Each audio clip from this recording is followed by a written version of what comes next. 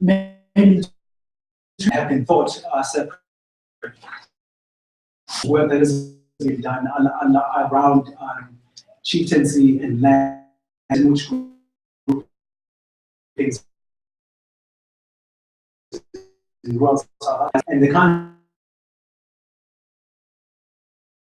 of quote ordinary people in the past has been fought over. But on the other hand, there's been a body of work that has been looking at thinking what lines.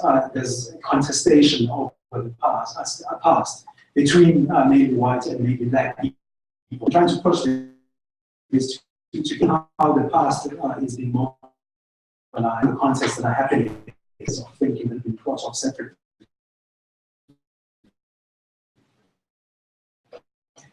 But I'm going to this in the next thing about the ways in which it is to leave aside the world of South Africa over the past.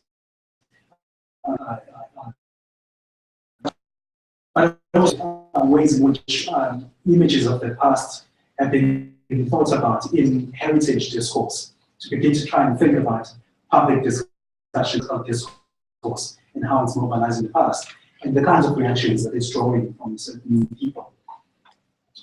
And so, to try and articulate the problem here, let me begin by saying in South Africa, as in many other post-colonial societies, overcoming legacies of colonial apartheid oppression, part of agreement about what the nature of the past oppression was, as well as what present. Inevitably, the past looks different to different individuals in societies.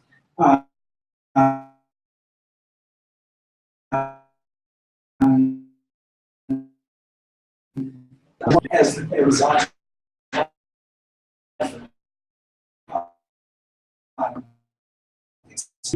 there's some impasse in South Africa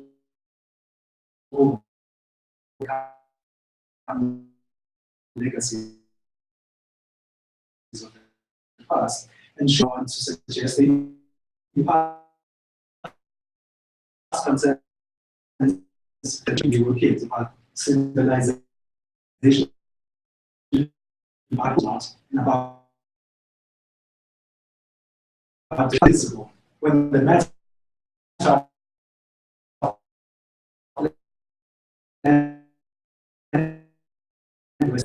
the roads must and it's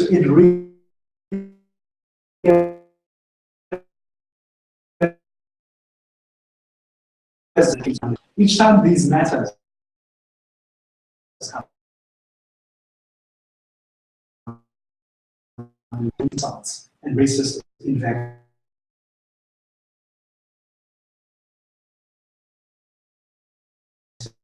The charge of the state and others accrued under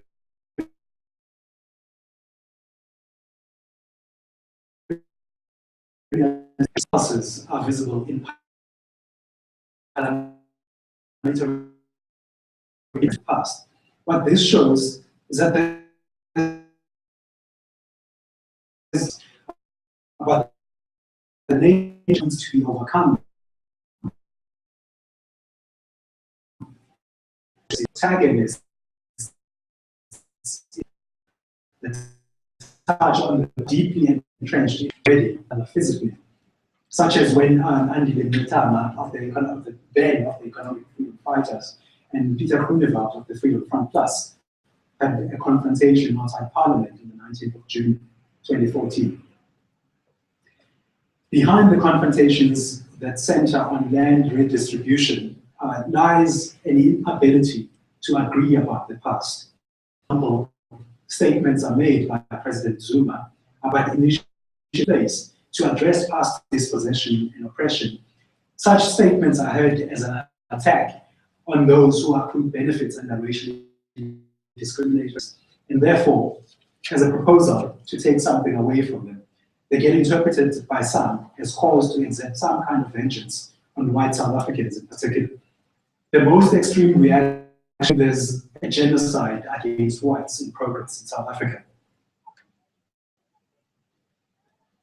Now, the two examples from January I want to dwell on that show up this impasse that I'm trying to surface in some fine detail. On the 17th of January 2015, Nelson Mandela's former assistant, Zelda Nafanye, spoke when she criticized President Jacob Zuma for blaming whites in some of his comments. The Citizen newspaper reported, and I'm going to quote this at some length because I think it raises assumptions that I'm trying to think through. So the Citizen newspaper reported at 9:10 a.m. Nafanye tweeted comments like, "I'm stress is Western creation, Van Riebeek, etc., all good for the investment in South Africa." In the follow-up, she would call on Saturday to ask him what he was thinking when he sailed to City Press editor Ferrian Haffiji. But Zeldina, in a newish South Africa, why must one larger welcome Matt if we are equal? Zeldina was Mandela's nickname for Nafanye, who also changed their Twitter handle to Zelda van Riebeek. Nafanye asked French President Francois Hollande if he wanted her because the organization that praises Sabe de Klerk doesn't want us in South Africa. Yes, Mr. de Klerk was the last apartheid president and gave in under pressure, but he could have held on to power equals civil war, she tweeted. De Klerk surrendered power, or he could have stayed in power like other anarchists and corrupt heads of state around us. If investors leave now, it's very clear from Jacob Zuma in South Africa. She said, next time a white or Europe opportunities, they should be told they are not wanted in South Africa. So she said, white foreign investors should stop making BEE partners rich. And that Zuma made it clear that white people would not be welcome in South Africa. Oh, wait, she tweeted, tax money is good enough for Gaika, but then you constantly have to be brutalized, she tweeted. The Star further reports that the tweets caused a stir on Twitter, with various hashtags being formed, including Zelda Nafanye, Zelda, and Zelda doesn't even know. The latter hashtag featured comments on Black South Africans' experiences of racial discrimination. M. Chwete wrote, when the Cape Town Club has reached its black quota, and you have to call your boy to come out so that you can swap, Zelda doesn't even know. When you the white folk lock their car doors and you know. At 9:55 a.m., Nafanye tweeted, I'm sick of Jacob Zuma's constant going whites. Everyone having to one another. You can tell me you can call me names as much as you want. Optimism is a choice, but difficult if you are reminded of your sin and blamed for the past. The question to ask are blaming whites for the past. And lean on the past when making statements. What needs to be creation of land, especially in recent times around the passage of the Restitution of Land Rights Amendment Bill, that was passed into law, and also currently on the creation bill that's before Parliament. It also comes up repeatedly in discussion on transformation initiatives, rightly point out land ownership, wealth, and even the cultural capital that one enters a university with as being a legacy of 200 to 450 years of colonial rule and attendant exploitation. For instance, Zuma did indeed say at the 103rd year anniversary celebration of the founding of the ANC in January that South Africa's problems began with the arrival of Jan van Riebeeck. He defended the speech a few weeks later, which I'm going to again quote at some length from a report from ENCA. And I quote, Zuma went off script during his reply to debate on the state of the nation and replied to allegations that he was trying to chase away Afrikaans-speaking South Africans. Zuma had said South Africa's problems started with Van Riebeeck while addressing the crowd during one of the ANC's January 8th statement events. Speaking to Freedom Front Plus leader Peter Mulder in particular, is chasing the patriots away from this country, not a single one. End quote. He then explains of his comments, starting with the history then when Van Riebeeck's ships docked at the Cape of Good Hope. He said, history is history. It has many chapters, he said, adding that it was a historic fact that problems in South Africa began with Van Riebeeck's arrival. When he landed, there were residents here in this very city who were established here. The Khoisan, they were living together. Somewhere, somehow, tension began, Zuma said. He went on to explain how the Khoisan were removed by the white settlers. Zuma further explained the set-up population's growth led to in the Eastern Cape and several others in KwaZulu-Natal. He noted as a result of the four republics, black citizens were not consulted. The exclusion ultimately led to the freedom adopted in 1955. What's more, just a few weeks earlier, Zuma had also blamed ESCOM's problems on apartheid. So questions are staying out of the past, great for some people. Why do some people feel like they are being blamed for the past in the way in which Zelda Nakanje or Peter Mulder do each time the past comes up for discussions and attempts to propose ways to move forward as a country? Why do some, and this is the University of Cape Town students, feel like they are being blamed for the past when they are taught about colonialism and apartheid?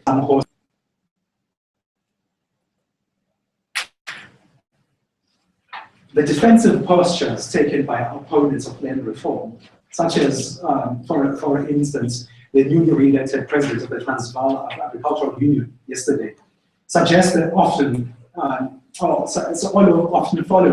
a line that goes something like this. And this is where my attempt at being provocative starts. So it goes something like this. I worked hard for what we have today. We are proud of their achievements, and we. What quickly becomes clear in this line is that to ask people of the legacy of their ancestors, as evidenced by where they live, what they own, what schools they've gone to and can afford to send their children to, and where they take their annual holidays, are not content to sully the memory of their ancestors. They will only grudgingly, if at all, acknowledge that their ancestors might have done some terrible for other people's ancestors, such as mine. in order to build the legacies that they've been handed that have been handed on to the descendants. After all, who doesn't want a heroic ancestor? And hence we're told apartheid is over, let's move on. And so we end up with the formation of the EFF to try and break the impasse in radical ways.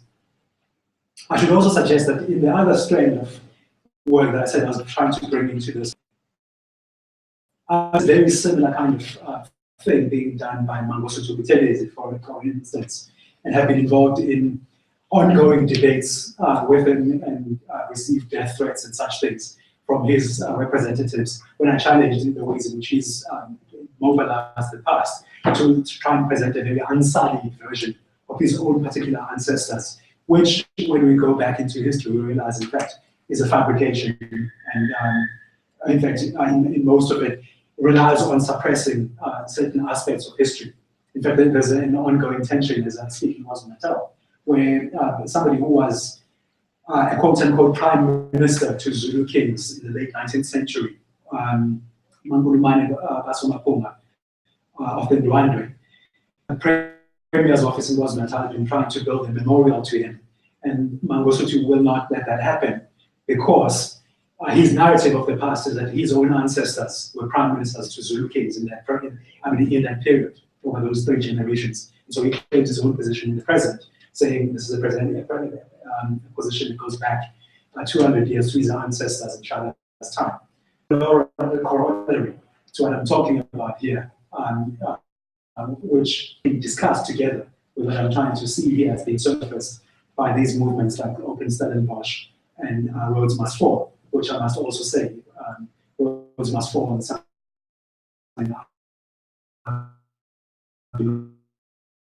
So undergirding the formation, the rise of the past needs to be overcome, and how? This is why the EFF, in trying to propose ways in how society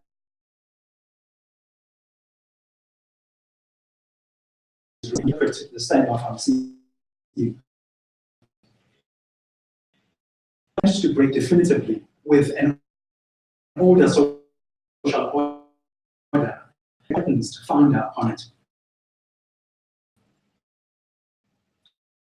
They talk about versions of the past.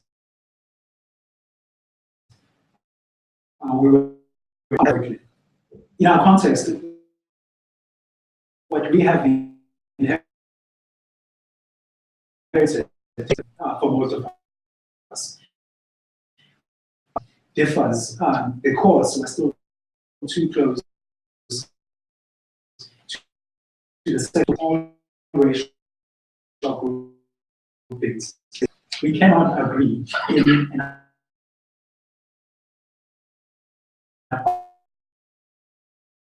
about the experience of our present world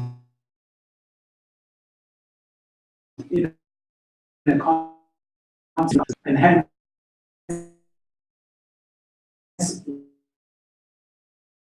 with reference to events differently in accordance with different past, are able to connect to the present.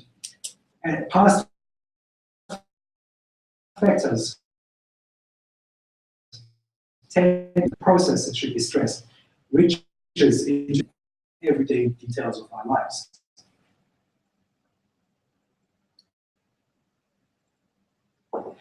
And so I want to suggest it's the stories about our heroic or beaten down ancestors, depending on which side you are on, that shape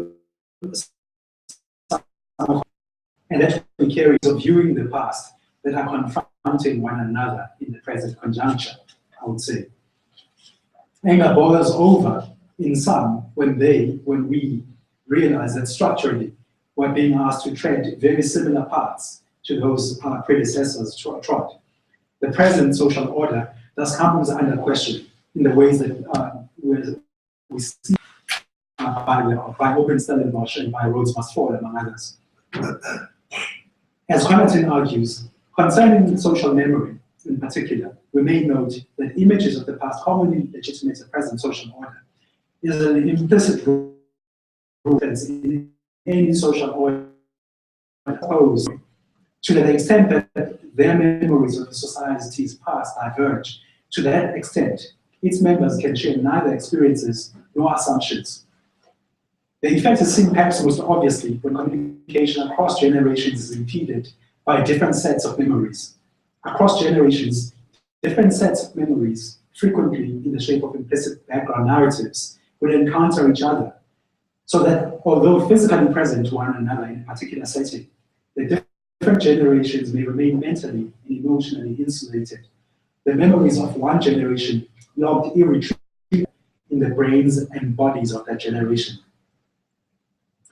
When it came to seeking to exchange a socially legitimate currency of memories, their vocabularies had nothing in common.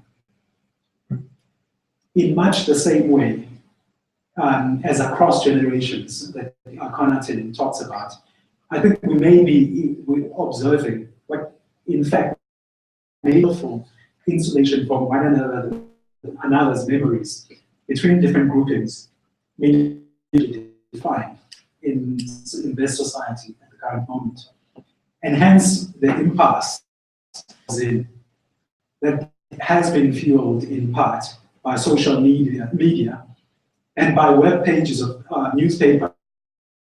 It is easy for faceless people to spew racial invective without being held to account. As such, I think debates about pressing issues of transformation quickly spiral into the trading of insults, as I suggested before, with very little meaningful engagement. These freely traded insults in turn entrench the holders of such views in their very opposing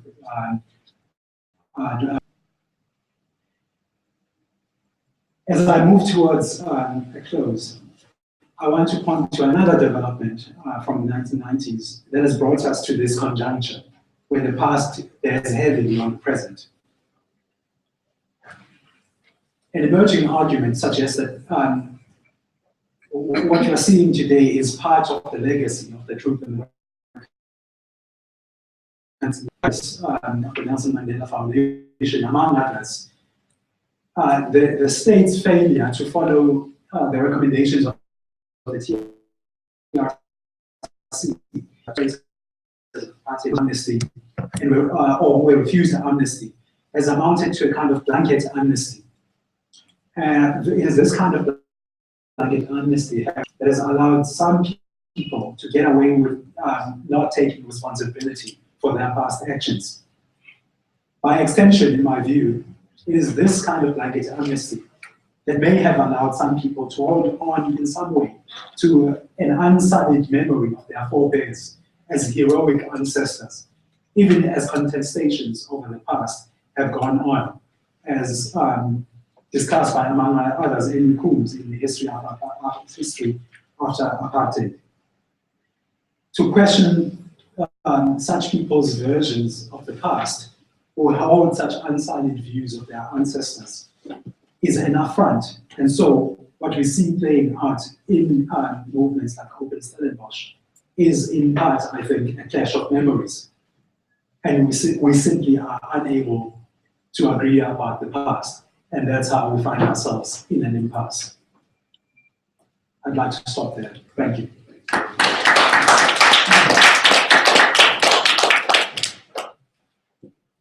Thanks very much. We've got a lot to think about, and we've got a lot of time. So, 3 questions, comments at a time. And yeah, and if people could introduce themselves. Simon, yeah. Yes, I'm Simon Becker. I've formerly been University of Natal, and then was, and I've been at Rhodes. I'm saying that because the question I'd like to put to you, I found what you said really very interesting, because we haven't heard what I would call this kind of voice. I haven't and it really is necessary. I have a question. Before getting to the question, I think I'm not a historian. I've got a social development background. I was in the war you were speaking about. We wrote on the war, a number of us, on the conflict, low-level civil war. The first point I'd like to make, I mean, I'd like a reaction afterwards, is that I think history is contested in all countries. It's not as if certain countries have resolved the contestation of their pasts and the claims that one has about one's extended family. A post-colonial and a post-violent post-colonial apartheid past. And the difference is the depth of the emotion. And that's the way I think about it. It's not as if we have a problem which other countries don't in terms of our history.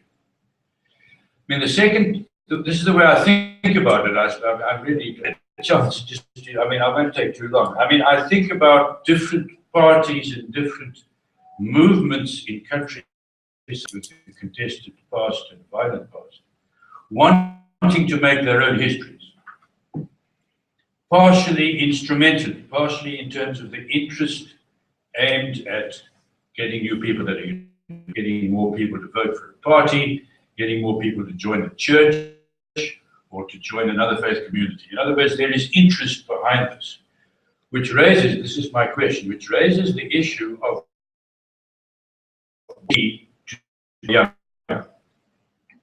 what is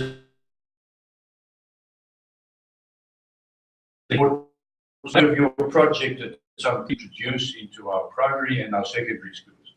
And I know a bit about that. I mean, Kader Asmal, when he was president, when he was minister, created the South African History, headed up by June Ban, Dr. June Ban.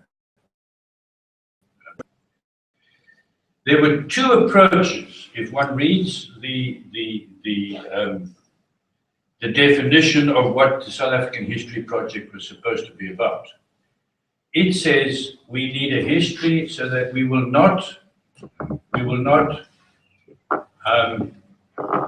learn not to do what our ancestors did to the detriment of our society. It is a pedagogical project. It is a project for kids that they should not repeat the sins of the past. That was one very, it says that.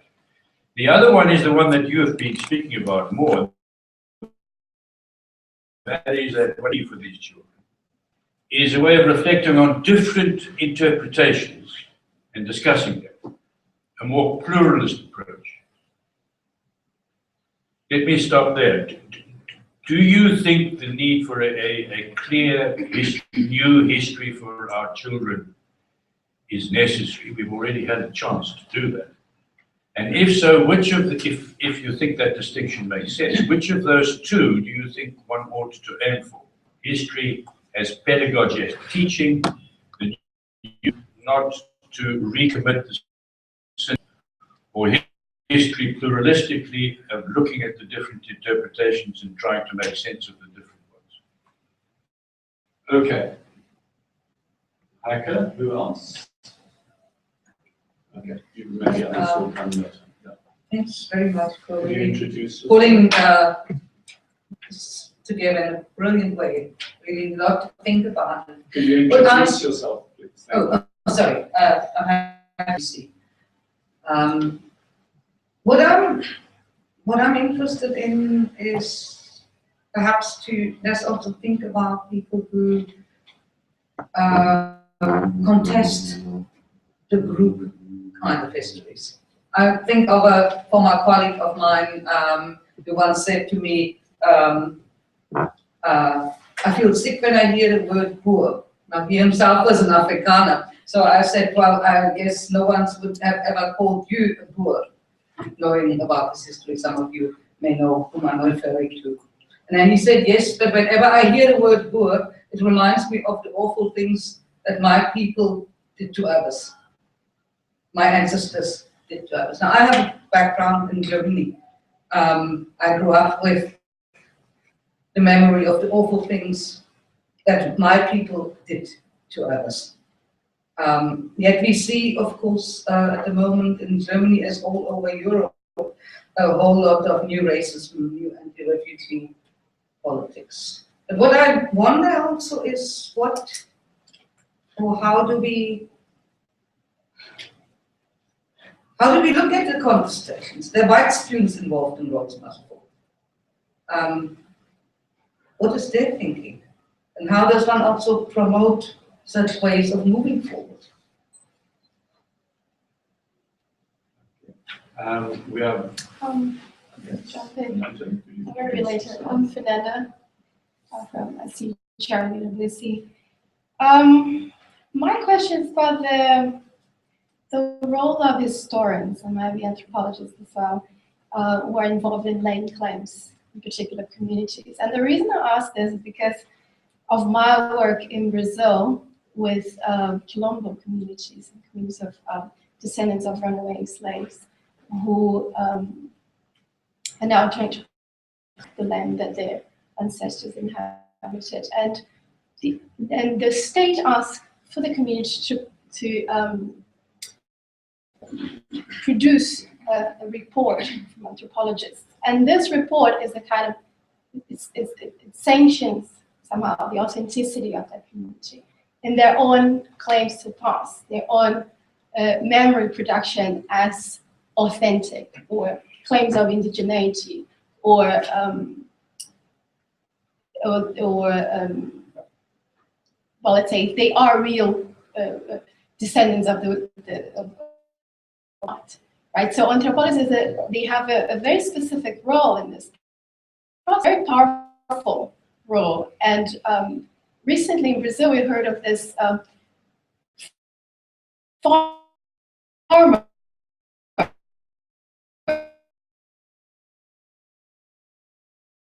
an interesting anecdote just show how, but that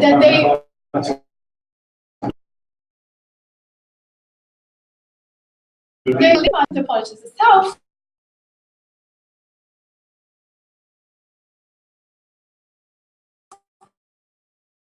Your land.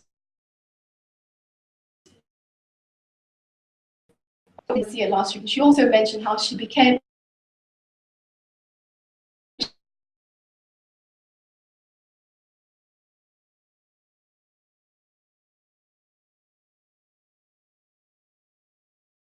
the history in a particular way, and you're actually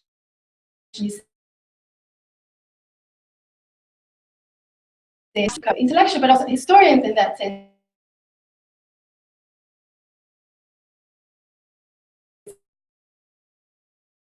Like Brazil and sanctioning or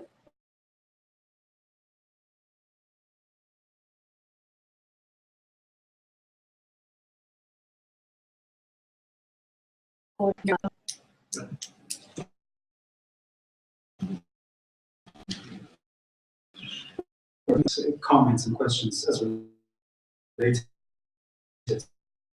So I'm going to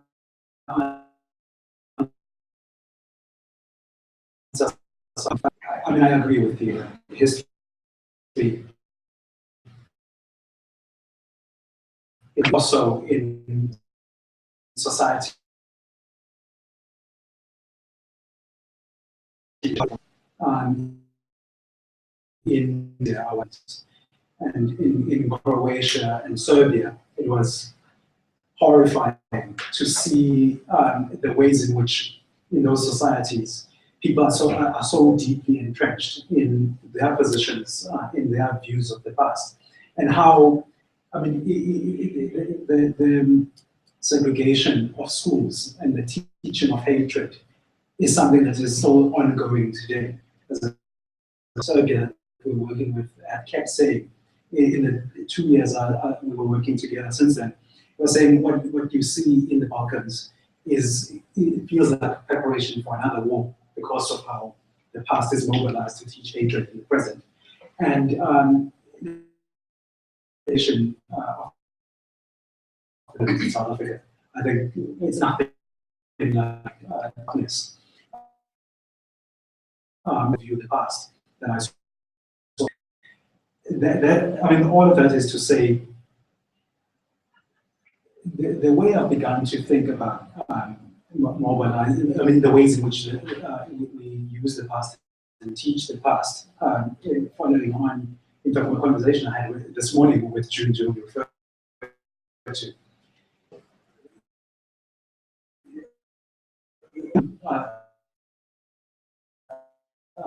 Approaches to history that you referred to, the cultural approach that says we need to teach the past in order to make sure that some of the awful things done by human beings to others are not repeated. It's part of the project I've been involved in, I referred to earlier with the Nelson Mandela Foundation.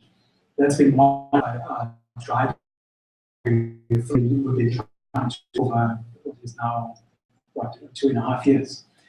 But I think what has also become clear to most of us as we've done this work, as with Germany and the Balkans, is that as much as we think we can intervene through the teaching of history, through the teaching of the past, through memory work, as we are having these discussions, new conflicts are happening in Syria, in Turkey, and most of us get depressed about this. It's a big point in what we're doing.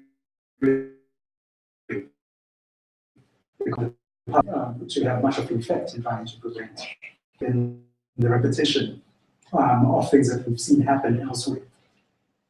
But I do something to be said for taking that approach, but also marrying it with the approach, the second approach, pluralist history, the critical approach to history. History was produced, books that people used 30 years ago, other ways in which it's used. But I think crucially, and this again comes from a conversation we had with the Trade Department at UCT over a long period of time. For instance, at UCT, when it comes to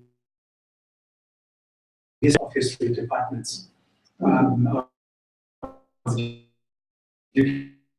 history in time. The university has not been appointing people in history. The decline of history in part has been to the fact that students are not interested in history, are not interested in being taught because of the prevalence of this narrative that says apartheid is over, let's move on. What historians are trying to think through is now how do we teach history in ways that interests people who are still coming into the history classroom. I mean, hearing this, and for instance, is that there is no good baseline of history that students are being taught. There's work that in primary and high schools where people are just taught a sort of basic positive approach to it. We have and the teach would help us because I think students, so that then that creates the university to then have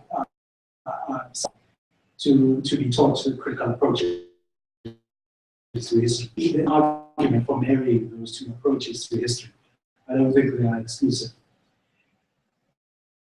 That I think I'd like to turn to your role of historian, speaking as somebody who has the very sensible use of history, but not as I just say I was really put through my paces. I did a PhD that was supervised across history, anthropology, and literary studies.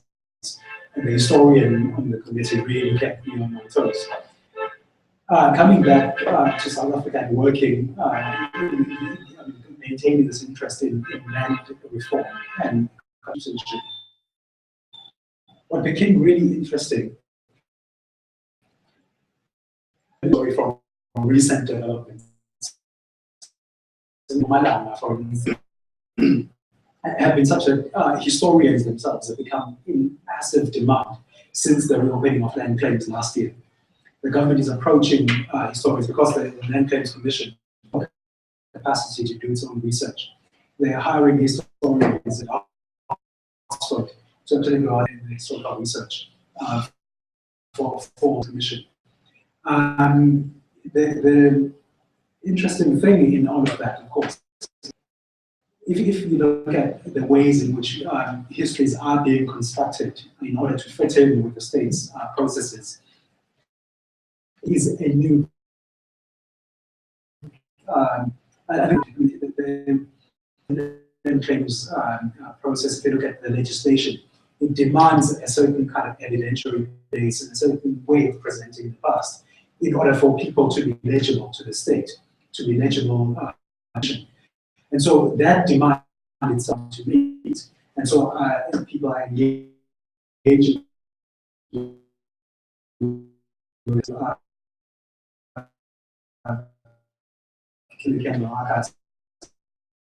People are really, if you go to sort out historians. I've been in workshops, one workshop we ran in Johannesburg last year, where I'm trying to contest King Gulu's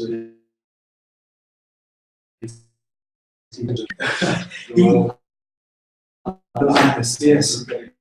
He made a statement before the reopening of land claims that he would himself lodge a huge land claim to all of Zulu land that was lost since 1838. And we challenged it. And we said, launched the claim and we challenge you in court, and this is not going to go anywhere. And so we ran a workshop at the Center for Law and Society. And what did we do? We brought in historians. We brought in John Wright and Jeff Guy before he died to come and which completely challenges the version of the past being presented by the Zulu King and the Zandlas and the sidekicks. And so history, I think, is really serious currency. And the context are going to go on. That is leading to is that those content more end up in court, having to be decided by judges. We see this particularly with chieftaincy disputes, commission on traditional leadership disputes and claims. Almost every determination is made, having conducted research into the historical backgrounds, a lot of those chieftainships have been challenged in court. And so and how history is deployed is something that's going to be under control and a long time to come. Which then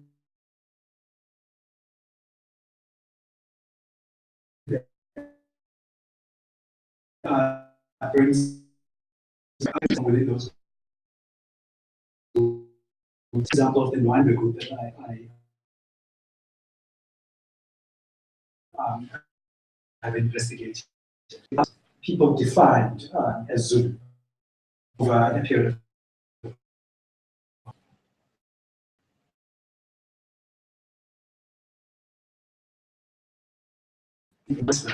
who are suddenly encountering surnames like Umai, coming from Mozambique, people with surnames like Nyumai or Numai coming from Zambia, Malawi, and asking themselves, what does this mean?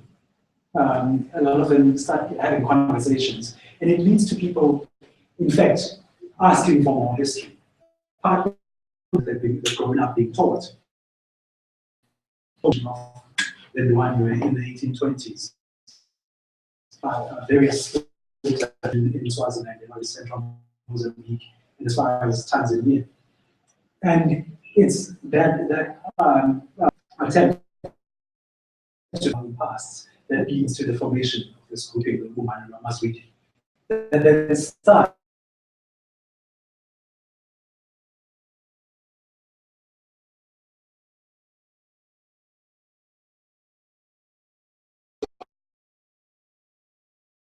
kid doesn't like very much. So he comes down pretty hard.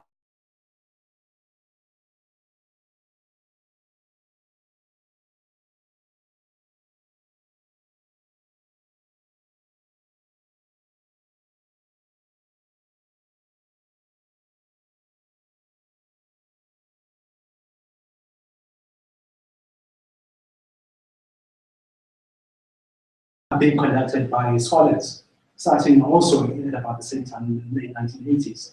A sort of revisionist history of the so-called Betsane Wars that begins to show that the ways in which that period has been understood has largely been shaped by colonialist, settlerist versions of that past. And so on one hand, you've got academic historians conducting this work, but on the other hand, you've got these people contesting that definition as Zulu. The contestation of the Zulu definition is still ongoing, and some people have death threats hanging over them. We've had to keep finding places for them to hide because Zulu and his people are coming after them. He's royal hiding. That is all to say that group identities themselves, I think, starting in KwaZulu-Natal, it starts with the impending demise of the KwaZulu understand. People, it opens up political space for people who've been defined as Zulu. People, if you look at the history curriculum in KwaZulu, it was very invested in defining a singular Zulu identity, sort of Shaka-centric Zulu identity. And anybody who challenged that, as some historians, similar people who were in Natal at the time, learned to write against or to expose Ngata and Mangosuthu's uses of the past for that sort of Zuluist narrative, for something that put some people in grave danger. But what we've seen subsequently is the opening up of political space for people to begin to call those identities into question, and even for Ndwandwe identity itself to begin to fracture. So people have been identifying as Ndwandwe, that grouping itself has had internal fractures, and some people have gone off in different directions. And so I think, again, it's contests over the past, contests over the history, that just are going in different directions and are going to continue to do so for the foreseeable future.